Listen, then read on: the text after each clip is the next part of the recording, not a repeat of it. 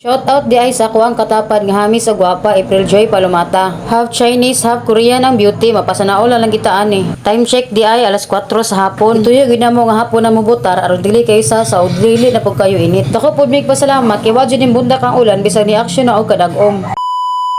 Salamat din sa kang pagumangkon Denmark Dos Pueblos sa paghatod sa mga adiriya sa Tuwason. Ug salamat pod kaayo sa Voters Assistance Desk. Sir Escalante nga wala ang gwapo nga subject teacher nako sa MAPI sa una ug kanang naka-white. Sir, ako kaila sa mga pero salamat kayo sa pag-assist sa mga gyud. Gi-double check gid niya kung asa mi depita aron sure gyud nga dili masayo.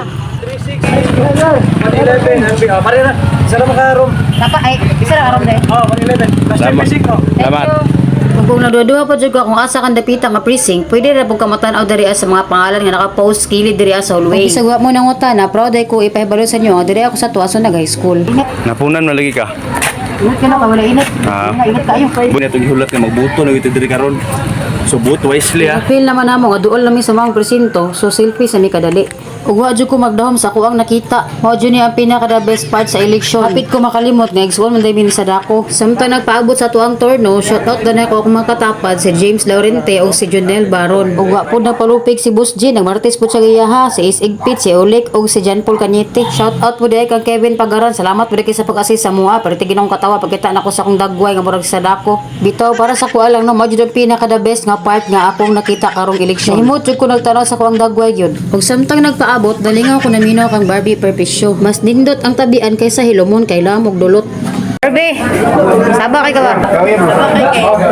Bitaw, ako lagi na siya gikabuangan kay wagi na siya libog. Shout out di ay ko ani sa akong mga katapad nga ako kaila. Bitaw sa mga nay nakaila sa ila, pwede niyo i-share sa ila ang video para makita nila ilahang dagway. Bawal man ta mag-video sa sulod sa diri ara taman aron dili ta makapiso. Dali ra kay minaman og boto tungod kinami kopya sa mga kandidato. Ug sa among pagpauli among nakita ang pinakagahay diri sa Madaom sa Akim Concepcion. Ug samtang kami nagbaktas pauli, gibati jud mi kagutom. Nagyan man among tindahan ni Lovely Rose Flores nga ang nagbantay si Florabel Baay among solid supporter gyud sa mga vlog. Si Charlene Igpit ug si Linda Baay. Ako na pinamagbuto guys.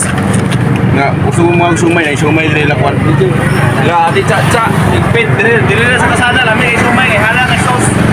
Mao naman diri. Kung mangita mo siomay, hotdog, cheese stick, kikiam, kwek-kwek ug uban pa nga lamian nga mga pagkaon dinhi lang sa Purok 24 Katipunan, Madaom, Tagum City, kilid sa kalsada diri sa tindahan ni Lovely Rose Flores og ni Wendell Baay. Nindot jud mo kaon-kaon basta na kay katabi labi na ni Nani si Chacha Baay ug si Florabel Baay kay grabe katabian gyud purya-buyag. Wa po day ko kabantay sa kung sigig tabi si Boss G nakahurot na og pito ka siomay, ako atulo pa. Mao bitong na action na siya burot kay purya-buyag po kayo bakaunon. Pero okay ra kayo kay makita mabot sa lawas ang progress. Ug wa day makalabaw ning Maria Fee Igpit no sa iyang pagkatabian pag-abot niya nang sige na lang kung kinatawa. Maayo man sad kay magpakatok. So kana lang for today's video. Bye-bye.